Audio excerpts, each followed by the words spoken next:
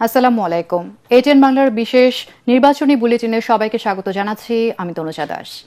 ত্রয়োদশ জাতীয় সংসদ নির্বাচন এবং গণভোটের ভোট গ্রহণ শেষে চলছে গণনা। সকাল 7:30টায় শুরু হওয়া ভোট গ্রহণ বিকেল 4:30টায় শেষ হয়। সারা দেশে ভোটাররা উৎসবমুখর পরিবেশে তাদের ভোটাধিকার প্রয়োগ করেন। ভোট পড়েছে 60% বেশি। নির্বাচিত সরকার প্রতিষ্ঠার লক্ষ্যে দেশের 299টি সংসদীয় আসনে একযোগে ভোট দেন দেশবাসী। একই সঙ্গে গণভোটের মাধ্যমে সংবিধানের কিছু গুরুত্বপূর্ণ পরিবর্তনের পক্ষে বা বিপক্ষে হ্যাঁ ও না ভোট দিয়েছেন ভোটাররা।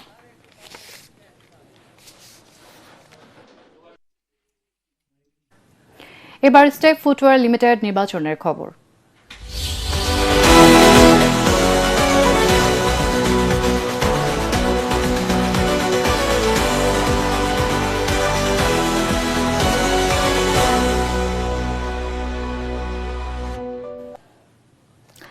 দর্শক, আজকের এই জাতীয় নির্বাচনকে ঘিরে দেশজুড়ে ভোটারদের অংশগ্রহণ, তাদের রাজনৈতিক উত্তেজনা এবং আন্তর্জাতিক পর্যবেক্ষকদের নজর সব মিলিয়ে কিন্তু এই নির্বাচনকে একটি গুরুত্বপূর্ণ গণতান্ত্রিক ভবিষ্যতের একটি বড় পরীক্ষা হিসেবে দেখা হচ্ছে। এবং আজকে আমরা যেমনটা জানি, আজকে কিন্তু একই সাথে সাধারণ নির্বাচন এবং গণভোট অনুষ্ঠিত হয়েছে এবং দুটোর গণনায় কিন্তু একই সাথে চলছে। দর্শক, এই মুহূর্তে নির্বাচন কমিশনের ফলাফল ঘোষণা কেন্দ্রের এটিএন বাংলার বুথে আছেন আমাদের বিশেষ প্রতিনিধি ইকরামুল হক সাইম। আমরা তার কাছে চলে যাব ভোটের সবশেষ গণনার খবর জানতে। সাইম, ভোট গণনার সবশেষ কি তথ্য আপনার কাছে আছে?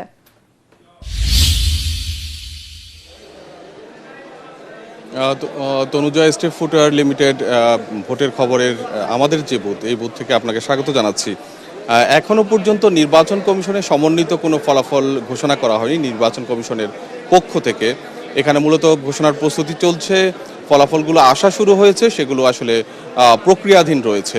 হয়তো কিছুক্ষণ পর থেকে আমরা এখানে আসন ভিত্তিক ফলাফল পেতে পারি, কিন্তু এরই মধ্যে কেন্দ্রভিত্তিক যে ফলাফল এটি কিন্তু অনেকাংশেই হয়ে গেছে। এবং আমরা আসনগুলোতে যদি দেখি যে বেশিরভাগ আসনে কিন্তু কেন্দ্রভিত্তিক ফলাফল বেশিরভাগ কেন্দ্রেরই হয়ে গেছে এবং অনেক আসনের ফলাফল রিটার্নিং কর্মকর্তা ঘোষণাও করে ফেলছেন বা ফেলতেছেন।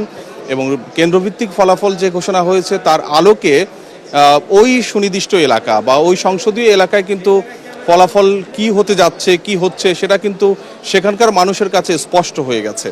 কিন্তু নির্বাচন কমিশন তার একটি নির্দিষ্ট প্রক্রিয়ার মাধ্যমে ফলাফল ঘোষণা করেন। আপনি জানেন, কেন্দ্রভিত্তিক ফলাফল ঘোষণা করে প্রিজাইডিং অফিসার সেই ফলাফল রিটার্নিং কর্মকর্তার কাছে পাঠান। রিটার্নিং কর্মকর্তা সমন্বিতভাবে ফলাফল ঘোষণা করেন আসন ভিত্তিক, এবং এরপরে রিটার্নিং কর্মকর্তা নির্বাচন কমিশন পাঠানোর পরে নির্দিষ্ট একটা প্রক্রিয়া শেষে নির্বাচন কমিশন বেসরকারিভাবে ফলাফল ঘোষণা করে প্রথমে, পরে সেটি সরকারিভাবে ফলাফল ঘোষণা করা হয়। আমার কাছে বিভিন্ন সূত্রে পাওয়া যে তথ্য, তাতে 8টি আসনের তথ্য এই মুহূর্তে আমার কাছে রয়েছে। তার মধ্যে 5টি আসনে বিএনপি জয়ী হয়েছে, 3টি আসনে জামাতের প্রার্থীরা জয়ী হয়েছে। আরও বিভিন্ন আসনে কোনো আসনে বিএনপির প্রার্থীরা এগিয়ে রয়েছে, কোনো আসনে জামাতের প্রার্থীরা এগিয়ে রয়েছে। এবং এসব তথ্যগুলো বিভিন্নভাবে আসছে, কারণ কেন্দ্রভিত্তিক ফলাফল দলগুলো যেহেতু নানানভাবে সোশ্যাল মিডিয়ায় হোক, গণমাধ্যমে তারা দিচ্ছে, সেখানে বিভিন্ন আসনের তথ্য বিভিন্নভাবে আসছে। এগুলো আনুষ্ঠানিকভাবে রিটার্নিং কর্মকর্তা ফলাফল ঘোষণা পরই আমরা হয়তো বলতে পারি, এরপর নির্বাচন কমিশন সেই ফলাফলগুলো ঘোষণা করলে আরও স্পষ্ট হবে। আমি যদি আপনাকে বলি যে আগের সংবাদে যেমনটা বলছিলাম যে এই নির্বাচনে মূলত প্রতিদ্বন্দ্বিতা হচ্ছে বিএনপি এবং জামাতের সাথে, বিএনপি এবং জামাতের নেতৃত্বাধীন জোটের সাথে। এক সময়ে যে বিএনপি জামাত একসাথে নির্বাচন করেছে, একসাথে কর্মসূচি দিয়েছে, জোটবদ্ধ ছিল এবং একই সাথে সরকার পরিচালনা করেছে। আমরা বাংলাদেশের নির্বাচন যেমনটা দেখেছি, বেশিরভাগ ক্ষেত্রেই আওয়ামী লীগ এবং বিএনপির মধ্যে প্রতিদ্বন্দ্বিতা হতো, কিন্তু এবারের নির্বাচনে এক সময় যারা একসাথে চলেছে, একসাথে সরকার পরিচালনা করেছে, তাদের সাথেই প্রতিদ্বন্দ্বিতা হচ্ছে এবং তীব্র প্রতিদ্বন্দ্বিতা হচ্ছে, সেটাও বলা যায়। আমি যদি কয়েকটা নির্বাচনের বিএনপি এবং জামাতের আসন ভিত্তিক ফলাফল আপনার সামনে তুলে ধরি, যেমন 1991 সালে 140টি আসনে বিএনপি জয়লাভ করেছিল, সেই নির্বাচনে জামাত পেয়েছিল 18টি আসন। এবং 2001 সালের নির্বাচনে, যেটি জোটবদ্ধ নির্বাচন ছিল, 4 দলীয় জোট নির্বাচন করেছিল, সেখানে বিএনপি পেয়েছিল 193টি আসন এবং জামাত পেয়েছিল 17টি আসন। 2008 সালের 111 সরকারের সময় যে নির্বাচনটি হয়েছিল, সেই নির্বাচনে বিএনপি পেয়েছিল 30টি আসন এবং জামাত পেয়েছিল দুটি আসন। 1996 সালের 12 জুন যে নির্বাচনটি হয়েছিল সেখানে বিএনপি 116 এবং জামাত পেয়েছিল 3টি আসন। এই নির্বাচনগুলোতে কিন্তু বিএনপি এবং জামাতের বেশ ফারাক ছিল, কিন্তু এবারের নির্বাচনে বিএনপি এবং জামাত কিন্তু বেশ প্রতিদ্বন্দ্বিতা গড়ে তুলেছে এবং এটা আসলে শেষ পর্যন্ত কোন জায়গায় গিয়ে ঠেকে, অর্থাৎ এখনো পর্যন্ত আমরা খুব এক বাক্যে এখনো হয়তো আমরা বলতে পারছি না যে কোন দল সরকার পরিচালনায় যাচ্ছে বা ক্ষমতায় আসছে, সেটি হয়তো কিছুক্ষণ পর আরও স্পষ্ট হয়ে উঠবে। আমি আমার সহকর্মী রয়েছেন, তিনি তিনি তিনি ঘোষণা মঞ্চে ছিলেন। আমি খুব সংক্ষেপে এখানকার ফলাফল ঘোষণা মঞ্চের প্রস্তুতি সম্পর্কে একটু জানতে চাই। নিশান, আপনার কাছে। জি, আপনি জানেন সবশেষ চূড়ান্ত ফলাফল আনুষ্ঠানিকভাবে আসলে ইলেকশন কমিশনের থেকেই ঘোষণা করা হয়। তো এখন পর্যন্ত সবশেষ দুপুর 2টায় ইসি সচিব আক্তার আহমেদ তিনি একটি ব্রিফিংয়ের মাধ্যমে জানিয়েছেন যে দুপুর 2টা পর্যন্ত 48%, প্রায় 48% ভোট সারা দেশে কাস্টিং হয়েছে। তো এটি ইলেকশন কমিশন থেকে জানানো সর্বশেষ ব্রিফিং। এরপর এখন পর্যন্ত, এখন রাত 9টা বাজে, এখন পর্যন্ত ইলেকশন কমিশনের পক্ষ থেকে আনুষ্ঠানিকভাবে এখনো কিছু জানানো হয়নি। সেজন্য অধীরাগ্রহে গণমাধ্যম কর্মীরা এখানে অধীরাগ্রহে অপেক্ষায় আছেন, যেহেতু চূড়ান্ত ফলাফল, আনুষ্ঠানিক ফলাফলটা ইলেকশন কমিশন থেকে জানানো হবে এবং চূড়ান্ত ঘোষণা মঞ্চের আনুষ্ঠানিক কার্যক্রম এখনো পর্যন্ত শুরু হয়নি। এখানে গণমাধ্যম কর্মীরা যেমন আছে, রাজনৈতিক দলের প্রতিনিধিরা রয়েছেন। কিছুক্ষণ পরে হয়তো এখানকার আনুষ্ঠানিক কার্যক্রম শুরু হবে। একই সাথে সেগুনবাগিচায় ঢাকা মহানগরীর যে রিটার্নিং কর্মকর্তার কার্যালয় রয়েছে, সেখানে ঢাকা মহানগরীর আসনগুলোর ফলাফল গণনা চলছে। সেখানে রয়েছেন আমাদের সহকর্মী হুমায়ুন চিশতি। আমরা সরাসরি এখন তার কাছে চলে যাব সেখানকার ফলাফলের খবর জানতে।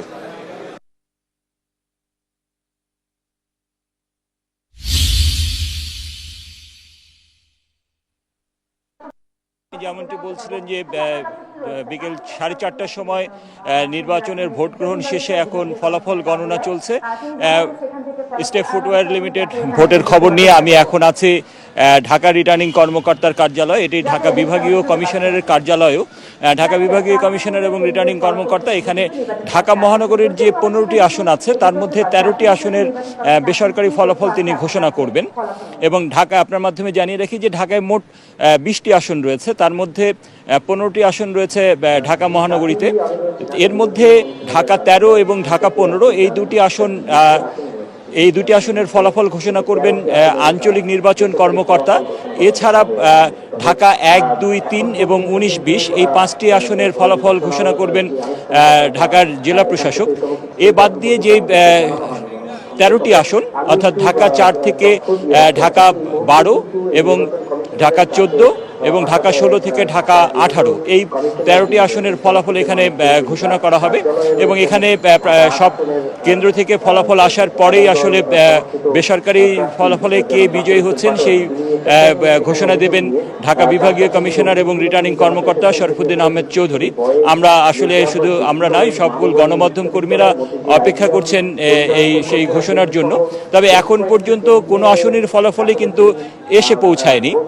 তবে আনঅফিসিয়ালি আমরা যেটা জেনেছি যে বেশ কিছু কেন্দ্রের ফলাফল এখানে এসছে এবং সেই ফলাফলগুলো ওনারা যোগ করছেন এবং একটা বড় অংশের ফলাফল আসার পরেই হয়তোবা ঢাকা বিভাগীয় কমিশনার এবং রিটার্নিং কর্মকর্তা যিনি আছেন তিনি সেই ফলাফলের আংশিক অংশ হয়তোবা ঘোষণা করবেন। তিনি আমাদেরকে জানিয়েছেন যে ঘন্টায় ঘন্টায় তিনি এই আপডেটগুলো আমাদেরকে দেবেন এবং সর্বশেষ সব কেন্দ্রের ফলাফল আসলে সেটি যোগ করে চূড়ান্ত ফলাফল তিনি বেসরকারিভাবে এখানে ঘোষণা করবেন। এরপরে নির্বাচন কমিশন সরকারিভাবে ফলাফল ঘোষণা করবেন।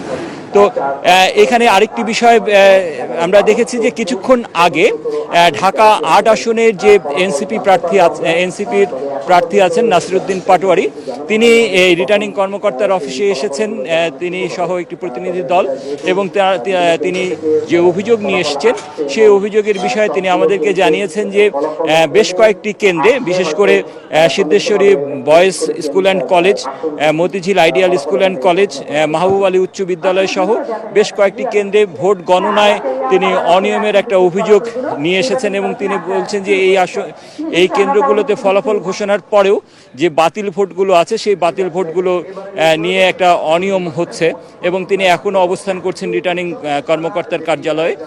তিনি হয়তোবা বের হওয়ার পর গণমাধ্যমের সাথে কথা বলবেন এবং তারপরে আমরা আসলে আপনার জানাতে পারবো যে আসলে তিনি কি বলছেন বা তার অভিযোগটা কি। আর এরপরে যখন বিভিন্ন কেন্দ্রের ফলাফল নিয়ে রিটার্নিং কর্মকর্তা শরফুদ্দিন আহমেদ চৌধুরী আমাদেরকে ব্রিফ করবেন, তখন আপনার মাধ্যমে আমরা দর্শকদের জানিয়ে দিতে পারবো যে কোন আসনে কোন প্রার্থী এগিয়ে আছেন। তবে এখন পর্যন্ত আমরা যেটা জেনেছি সেটা হচ্ছে যে ঢাকার যে 13টা আসন, এই 13টি আসনেই মোটামুটি প্রত্যেকটি আসনেই বিএনপি এবং 11 দলীয় জোটের যে প্রার্থী, এই দুই প্রার্থীর মধ্যেই আসলে লড়াইটা হচ্ছে। কেউ এগিয়ে, কোনো কোনো কেন্দ্রে কেউ এগিয়ে আছেন, কোনো কোনো কেন্দ্রে অন্য প্রার্থী এগিয়ে আছেন। এই ছিল এখানকার আমার কাছে সর্বশেষ তথ্য। তনুজা। চিশতি, আপনাকে ধন্যবাদ। দর্শক, বিভিন্ন কেন্দ্র থেকে কিন্তু ফলাফল আসতে শুরু করেছে এবং আমাদের হাতে কেন্দ্র থেকে ফলাফল আসা মাত্র আমরা আপনাদের জানিয়ে দেবার চেষ্টা করব, তাই চোখ রাখুন ATN বাংলার পর্দায়। এখন দেখবেন সালাম স্টিল ভোটার গাড়ির খবর। দর্শক, সারা দেশ জুড়ে কিন্তু এখন জনমনে একটাই প্রশ্ন, কে গঠন করবে আগামী সরকারের নেতৃত্ব, কোন দল পেতে যাচ্ছে সংসদে নিরঙ্কুশ সংখ্যাগরিষ্ঠতা। এবং এই সকল প্রশ্নের উত্তর জানতে আমরা চলে যাব আমাদের সহকর্মীদের কাছে ফলাফল সংক্রান্ত সবশেষ তথ্য পেতে। আমাদের সহকর্মী মাহবুব কবির চপল, তিনি আছেন সিলেটে, এরপর কুমিল্লায় আছেন মুশফিকুর রহমান এবং চট্টগ্রামে আছেন ইরফানুল হক। আমরা শুরুতে চলে যাব মাহবুব কবির চপলের কাছে, তিনি আছেন সিলেটে। চপল, ভোট গণনার সবশেষ কি তথ্য আপনার কাছে আছে জানাবেন।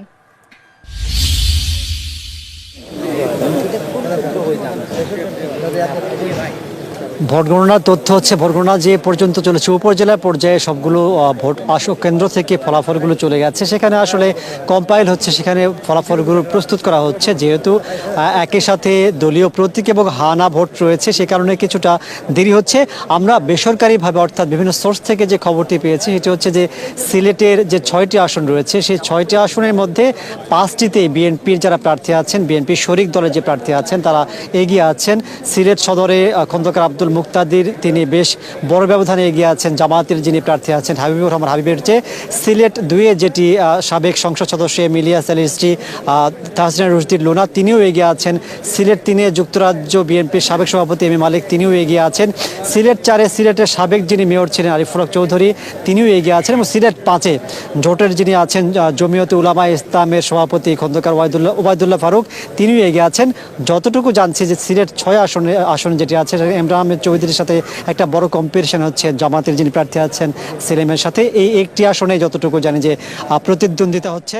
যেহেতু এই বেসরকারি ফলাফলগুলো উপজেলা পর্যায়ে যাবে, সেখানে এসে কম্পাইল হওয়ার পরে সেগুলো আসবে জেলাতে, অর্থাৎ রিটার্নিং কর্মকর্তা, নিশ্চয়ই দেখতে পাচ্ছেন আমার পেছনে একটা মঞ্চ করে রাখা হয়েছে। এখানে রিটার্নিং কর্মকর্তা যখন সবগুলো ফলাফল পাবেন, তিনি সেখান থেকে আসন ভিত্তিক ফলাফলগুলো ঘোষণা করবেন। এখন যে একটি বিষয় যদি বলি, যে সিলেট বিভাগের অন্য যে আসনগুলো আছে, অর্থাৎ 19টি আসন রয়েছে, 19টি আসনের বেশিরভাগই কিন্তু বিএনপির প্রার্থীরা ভালো করছে বা এগিয়ে আছে। আমরা যতটুকু জেনেছি যে মৌলভীবাজার 1 আসন যেটা আছে, সেখানে জামায়াতের প্রার্থী বিজয়ী বেসরকারিভাবে হচ্ছেন বা হয়ে গেছেন। বাকি 18টি আসনে এখন পর্যন্ত বিএনপির প্রার্থীরা এগিয়ে আছেন। যদিও সরকারিভাবে যখন ফলাফলটা আসবে, সেই ফলাফল যখন ঘোষণা করা হবে, সেটি আমরা আনুষ্ঠানিকভাবে জানাবো।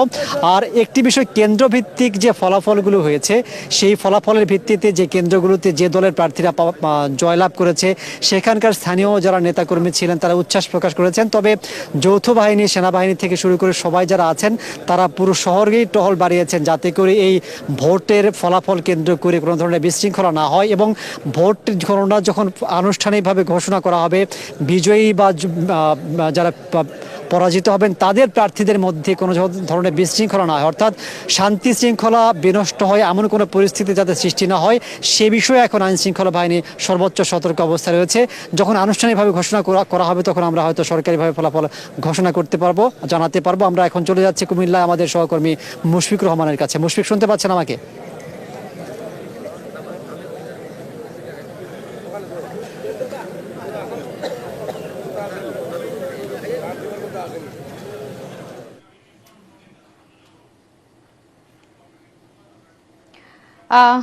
চপল, আপনাকে ধন্যবাদ। এবার আমরা চলে যাচ্ছি চট্টগ্রামে ইরফানুল হকের কাছে।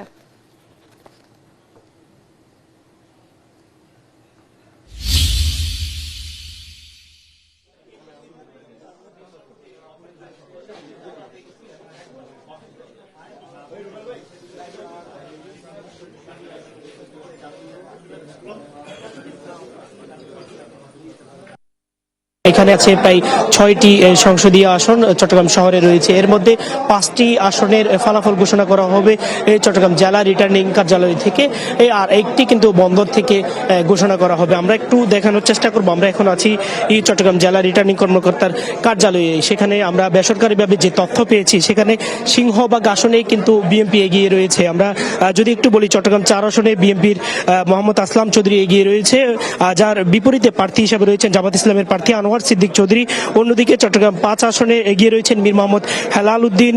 অন্যদিকে 8 আসনে বিএনপির প্রার্থী হিসেবে এগিয়ে রয়েছে এরশাদুল্লাহ, জামাত ইসলামের প্রার্থী হিসেবে যেখানে রয়েছেন আবু নাসের। অন্যদিকে চট্টগ্রাম 9 আসনে এগিয়ে রয়েছেন বিএনপির প্রার্থী আবু সুফিয়ান, জামাত ইসলামের প্রার্থী হিসেবে এখানে রয়েছেন doctor A K M Fazlul Haque. Chattogram 10 আসনে এগিয়ে রয়েছেন বিএনপির প্রার্থী সাইদ আল নোমান।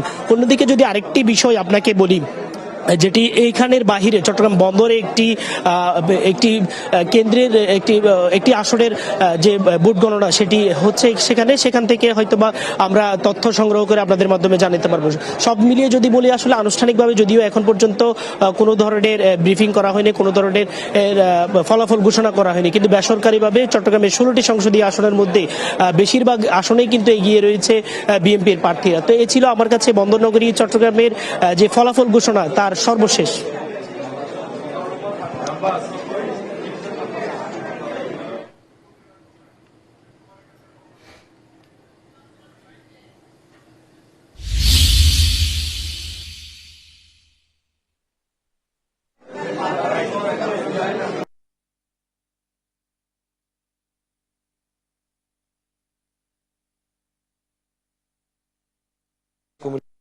এগারোটি আসন রয়েছে, সেই 11টি আসনে কিন্তু আজকে সকাল থেকে নিয়ম মেনে ভোট গ্রহণ হয়। কয়েকটি বিচ্ছিন্ন ঘটনা ছাড়া আসলে মোটামুটি ভোটের যে পরিবেশ, সেই পরিবেশ বেশ ভালোই ছিল। এবং পরবর্তী সময় আমরা যেটা দেখেছি যে 14 গ্রামের দিকে 3টি আসনের 3টি ভোট কেন্দ্রের ভোট কিন্তু অনিয়মের কারণে বা ভোট কারচুপির অভিযোগে সেগুলো কিন্তু বাতিল করা হয়। এছাড়া বিভিন্ন কেন্দ্র থেকে কিন্তু আসলে ফলাফল এই ডিসির কার্যালয়ে বা রিটার্নিং কর্মকর্তার কার্যালয়ে আসছে, এবং এখান থেকে এখনো পর্যন্ত আনুষ্ঠানিক কোনো ব্রিফ করা হয়নি, কারণ কোনো কেন্দ্রেরই কোনো আসনেরই আসলে পূর্ণাঙ্গ যে ফলাফল সেগুলো আসলে এখনো পর্যন্ত পাওয়া যায়নি। আংশিক কিছু ফলাফল পাওয়া যাচ্ছে, সেগুলো আসলে এখানে যে বোর্ড আছে সেই বোর্ডের মধ্যে টাঙিয়ে দেওয়া হচ্ছে বা প্রজেক্টরে দেখানো হচ্ছে। এবং এখানে স্থানীয় থেকে শুরু করে ঢাকা থেকে আসা গণমাধ্যম কর্মী যারা আছেন, তারা কিন্তু আসলে অধীর আগ্রহে অপেক্ষা করছেন কখন আসলে পূর্ণাঙ্গ যে ফলাফল সেটা ঘোষণা করা হবে। তবে ধারণা করা হচ্ছে যে এই কুমিল্লা যেহেতু একটি বড় জেলা, এটার যে বিভিন্ন আসনগুলো রয়েছে সেই আসন থেকে আসলে ভোটের যে ফলাফল, সেই ফলাফল আসতেও বেশ সময় লাগে। এবং ভোট গণনার যে ব্যাপারটা রয়েছে, কুমিল্লায় কিন্তু প্রত্যেকটি আসনে বেশ ভালো পরিমাণে ভোটারই রয়েছে। এর ফলে যেটা হচ্ছে যে আস্তে আস্তে কিন্তু এখানে আসছে ফলাফল। আসলে এখনো পর্যন্ত ফলাফলের উপর নির্ভর করে বলা যাচ্ছে যে কুমিল্লার 11টি আসনের মধ্যে ধানের শীষের যারা প্রার্থী আছেন, তারা কিন্তু তুলনামূলক কিছুটা এগিয়ে রয়েছে। তারপরই কিন্তু বাংলাদেশ জামায়াতে ইসলামীর যারা প্রার্থী রয়েছেন, তারা কিন্তু তাদের অবস্থান নিশ্চিত করছেন, এবং কিছু কিছু আসনে কিন্তু তারা তুলনামূলক এগিয়েও গেছেন। এবং বেশ কিছু আসনে দেখা যাচ্ছে জামাত এবং বিএনপির মধ্যে হাড্ডাহাড্ডি লড়াই জমে উঠেছে। এখন আসলে কুমিল্লার যে বিভিন্ন 11টি আসন, সেই আসনগুলোতে আসলে কোন প্রার্থীরা শেষে হাসবেন সেটা এখনো পর্যন্ত নিশ্চিত করে বলা যাচ্ছে না। তবে কুমিল্লা 4 দেবিদ্বার যে আসনটি, সেখানে শাপলাকলির যে প্রার্থী হাসনাত আব্দুল্লাহ, তার কিন্তু বিজয়ের ব্যাপারে অনেকটা সুনিশ্চিতই বলা যায়। অনেকে বলছেন, বা আমরা ভোটের যে সমীকরণ এখানে দেখছি বা যে ফলাফলগুলো আসছে বিভিন্ন কেন্দ্র থেকে কুমিল্লা 4 আসনে, সেই ক্ষেত্রে সেই বিচারে বলা যায় যে হাসনাত আব্দুল্লাহ কিন্তু ভোটের দৌড়ে বা ফলাফলের মানুষের যে জনসমর্থন বা ভোট যা পেয়েছেন, সেই দৌড়ে কিন্তু তিনি অনেকের চাইতেই এগিয়ে রয়েছেন। কুমিল্লা থেকে এই ছিল আমার কাছে এখনকার মতো নির্বাচনের সবশেষ খবর। মুশফিক, আপনাকে ধন্যবাদ। নির্বাচনে জয়ের ব্যাপারে দৃঢ় আশাবাদ ব্যক্ত করেছেন বিএনপি চেয়ারম্যান তারেক রহমান। নির্বাচনে জয়ী হলে যুগপৎ আন্দোলনে থাকা দলগুলোকে সাথে নিয়ে দেশ পরিচালনা করবে বিএনপি।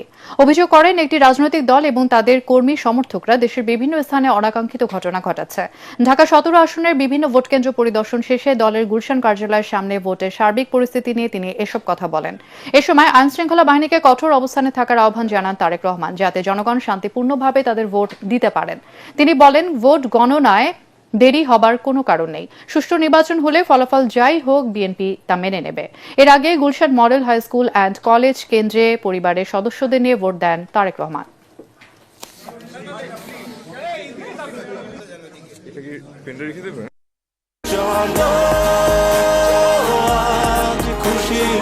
40 বছর ধরে অসংখ্য খুশির মিছিলে ছিল আইডিএলসি, থাকবে আগামীতেও।